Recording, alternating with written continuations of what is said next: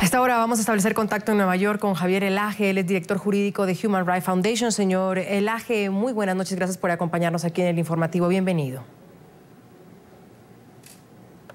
Muchas gracias a usted por la invitación, buenas noches a toda su audiencia en América Latina. Javier, las deportaciones masivas de colombianos que estamos viendo en Venezuela, ¿constituyen una violación a los derechos humanos?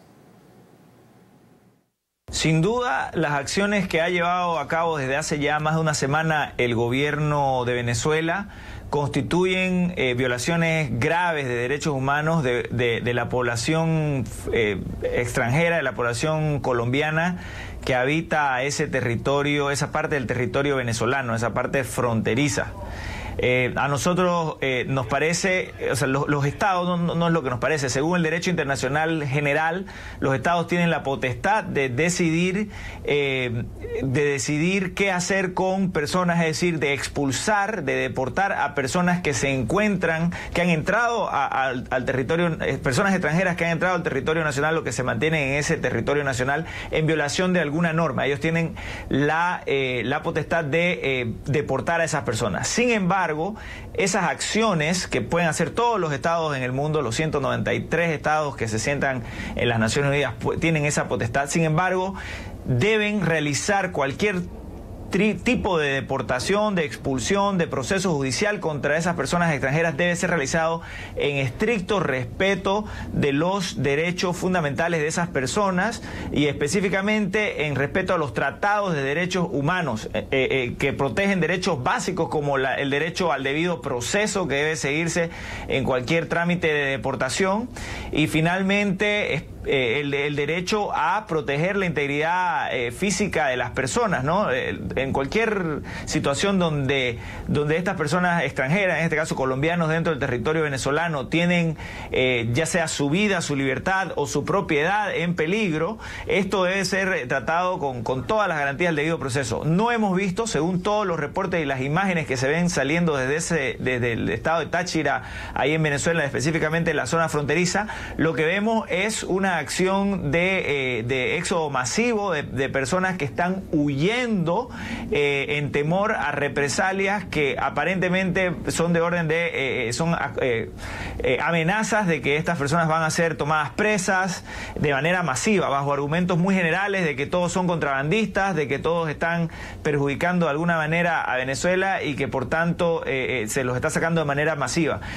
No solamente se ve eso, que hay un éxodo masivo, una deportación masiva, violatoria del derecho internacional, sino también que las personas que dejan sus bienes atrás, estos bienes son luego destruidos, ¿no? Que las casas se las marca masivamente con la letra D de demolición y vienen después tractores bulldozers del gobierno venezolano a tumbar esa casa. Eso claramente constituyen violaciones graves de los derechos humanos de todas esas personas. Ahora, señor Elaje, cuando el gobierno venezolano generaliza y califica a todas estas personas como delincuentes, como paramilitares, como contrabandistas, ¿cómo queda el régimen de Maduro frente al derecho internacional? Mire, como dije, todas estas acciones constituyen violaciones del derecho internacional de los derechos humanos, específicamente del sistema interamericano de derechos humanos, específicamente de la Declaración Americana de los Derechos y Deberes del Hombre, de la Convención Americana sobre Derechos Humanos y de la Convención Interamericana contra la tortura y otros tratos crueles, inhumanos y degradantes. Todas obligaciones internacionales que vinculan a Venezuela. Debo aclarar que si bien Venezuela denunció la Convención Americana sobre Derechos Humanos hace un par de años, precisamente para tratar de desmarcarse de sus obligaciones en materia de derechos humanos y poder abusar los derechos humanos de su propia población de manera sistemática e impune. Si bien hicieron eso, la Declaración Americana de Derechos y Deberes del Hombre no puede ser denunciada, de manera que sigue vinculando a Venezuela internacionalmente, y la Convención Interamericana que mencioné contra la tortura también aplica a Venezuela. ya que la ratificó en el año 91. Entonces, por más que quiera desmarcarse, sigue Venezuela siendo un Estado obligado a cumplir con estos tratados internacionales. Lastimosamente, sin embargo, debe dejarse claro y es evidente, digamos, yo creo a la audiencia que nos está escuchando, es evidente que Venezuela ya no es un Estado democrático. Hace ya muchos años que Venezuela se ha convertido en lo que se llama un gobierno, un régimen autoritario competitivo. Está en la línea ya de dejar de ser un régimen autoritario competitivo a convertirse en un régimen autoritario completo, donde ya no hay ningún viso de oposición, donde ya no hay un solo medio de comunicación independiente.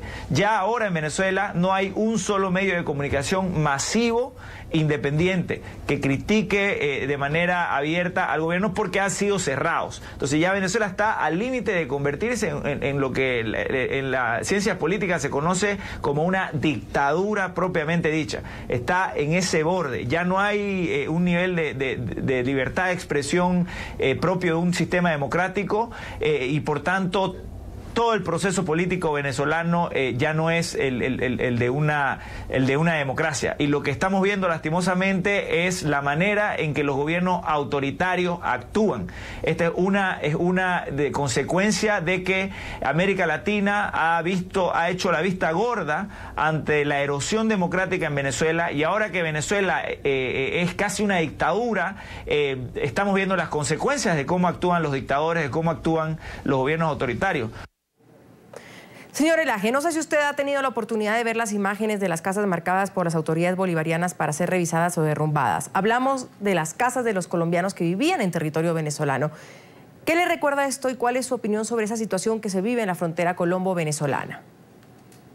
No recuerdo en la historia contemporánea latinoamericana que un gobierno actúe de manera tan desaforada y tan abiertamente abusiva en relación a una población extranjera. Imagínense, sería un escándalo impresionante si alto nivel de población paraguaya que hay en la frontera con el Brasil, por ejemplo, de Paraguay y Brasil, o altos niveles de población boliviana que hay en Argentina, por ejemplo, si agarrara un gobierno y de pronto dijera, aquí se van todos los paraguayos de Brasil, todos los bolivianos de Argentina, y mandara a la policía y ya nomás a marcar casa. Eso es impresionante. No ha habido en la historia, no conozco yo al menos en la historia contemporánea latinoamericana que un gobierno haya actuado de esa manera. No me sorprende que el gobierno que está actuando de esa manera sea el gobierno venezolano, y lo mismo ahora vemos como el